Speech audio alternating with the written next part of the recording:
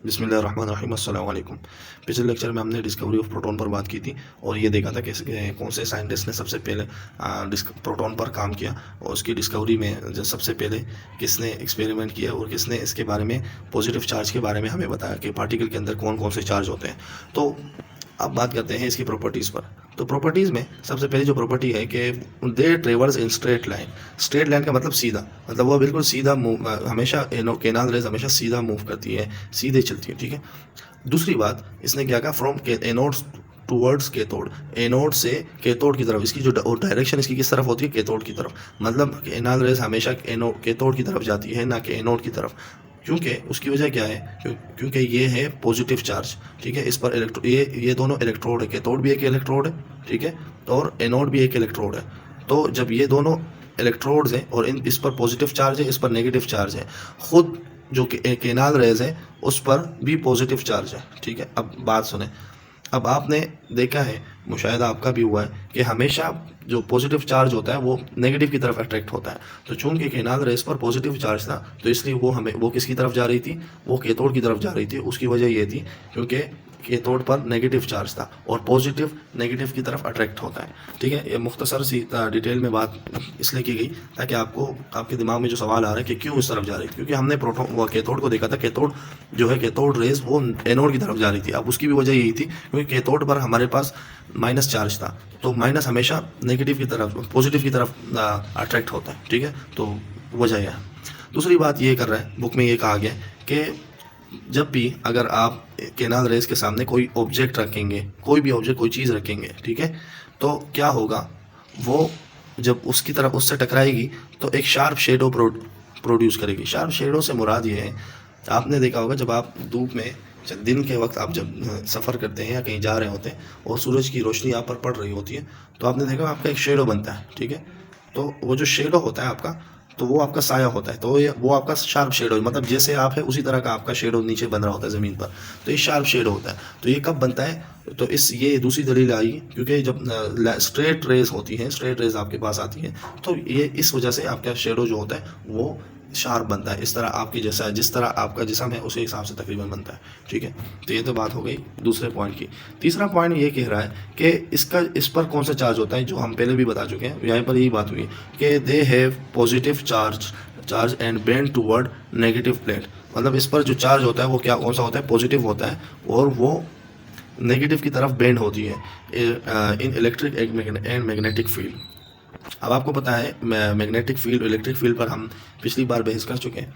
खैर में और ये इसकी जो बात है ये भी आपके लिए कोई मुश्किल नहीं है। अभी मैंने थोड़ी देर पहले समझाई कि पॉजिटिव हमेशा नेगेटिव की तरफ अट्रैक्ट होता है, ठीक है, और नेगेटिव हमेशा पॉजिटिव की तरफ अट्रैक्ट होता है। और पॉजिटिव कभी भी पॉजिटिव की तरफ अट्रैक्ट नहीं होता बल्कि उससे रिपेल होता है, दूर जाता है। तो ये बातें चले यहाँ पर दोबारा याद रख लें। और माइनस जो नेगेटिव और नेगेटिव ये भी एक दूसरे को क्या करते हैं, रिपेल करते हैं, यानी एक दूसरे को दूर करते हैं एक दूसरे से। ठीक है। अच्छा जी।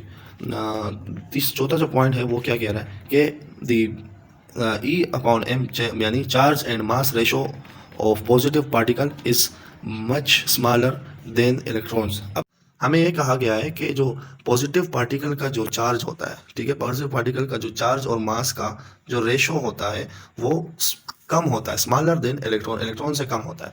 अब यहाँ पर मैंने थोड़ी तफसीली बेस मैंने करनी है आपसे ताकि आपको क्लियर हो जाए। मैं कुछ समराइज कर देता हूँ आपको। पिछले टॉपिक डिस्कवरी प्रोटॉन में हमने बात की थी, जो इलेक्ट्रॉन में हमने बात की थी कि इलेक्ट्रॉन का मास, इलेक्ट्रॉन जो है प्रोटॉन से 1836 गुना कम होता है, हल्का होता है। प्रोटॉन 1836 गुना भारी होता है। इसका मतलब है इसका मास भी ज़्यादा होगा। और इलेक्ट्रॉन के मास पर हमने बात की थी कि इलेक्ट्रॉन का मास है 9.1 एक्सपोनेंट माइनस 31 किलोग्राम। ठीक है, किलोग्राम।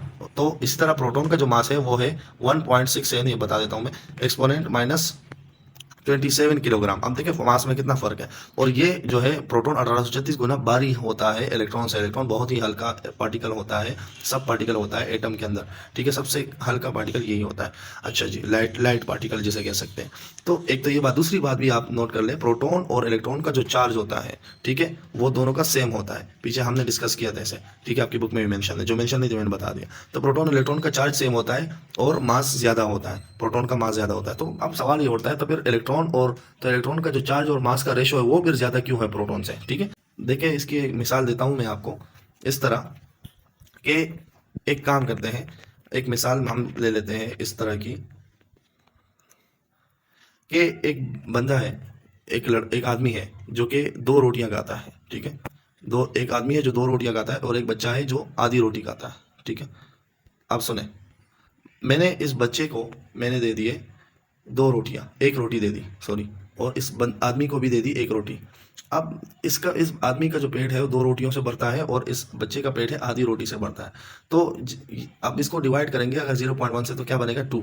यानी अगर ये दो, मतलब ये इस रोटी को दो मरतबा, मतलब दो मरतबा इस्तेमाल कर सकता है, दो वक्त खाना खा सकता है, ठीक है। और ये जो बंदा है जब ये एक रोटी खाएगा तो इसका पेट भरेगा, इसके लिए क्या हो जाएगा 0.5, यानी इसका आधा पेट भरेगा। अब आपने एक नोट किया रेशो में क्या होता है, जब चूंकि उसका मास, असल में अब मैं आता हूँ अहम पॉइंट की तरफ, जो पॉजिटिव पार्टिकल का चार्ज और मास रेशो इसलिए कम है क्योंकि उसका मास है ज़्यादा, ठीक है, मास ज़्यादा है और चार्ज है कम। तो जब चार्ज कम होगा और मास ज़्यादा होगा, जब उसको डिवाइड करेंगे और दूसरे को जिसका चार्ज ज़्यादा होगा और मास कम होगा, मास मास और चार्ज से, मतलब चार्ज उसके बराबर है और मास उससे कम है, तो उसका रेशो ज़्यादा निकलेगा, ठीक है, इलेक्ट्रॉन का, इसलिए इलेक्ट्रॉन का ज़्यादा आ रहा है। तो ये बात तो आपको क्लियर होगी।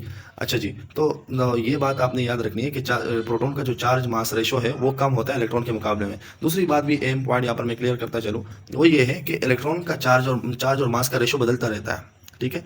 इलेक्ट्रॉन का चार्ज मास रेशो बदलता रहता है, उसकी वजह यह है, उसका ताल्लुक जो होता है, जो canal rays, sorry, proton canal rays का जो चार्ज मास रेशो है वो बदलता रहता है। उसकी वजह यह है क्योंकि जो डिस्चार्ज ट्यूब हमने लिया था उसके अंदर, अब आपको पता है हमारे सराउंडिंग में गैस होती है, कोई ना कोई गैस, ठीक है। तो इसके अंदर जो डिस्चार्ज ट्यूब के अंदर भी गैस थी, इसलिए तो वैक्यूम पंप रखा था ताकि गैस के प्रेशर को कम किया जाए।